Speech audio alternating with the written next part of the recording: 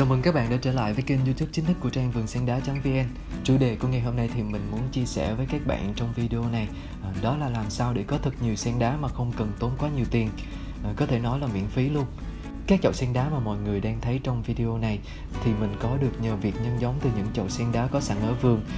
Và mình đã làm như thế nào? Hôm nay thì mình sẽ cho các bạn xem toàn bộ quá trình mình đã nhân giống ra những chậu này. Mời mọi người cùng xem nha.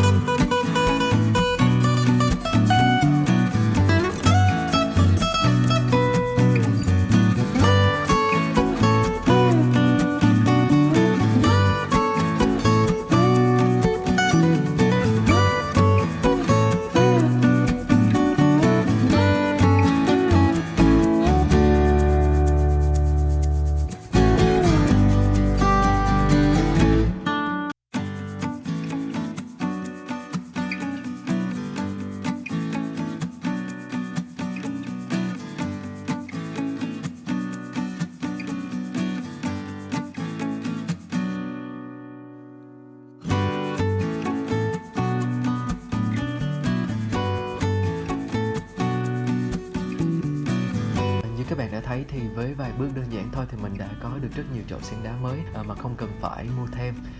Và nếu mà các bạn lặp đi lặp lại cái quá trình này thì chỉ sau một thời gian thì vườn của bạn sẽ có rất là nhiều sen đá. Chúc các bạn thành công. Nhớ like và subscribe nếu bạn thích video này nha.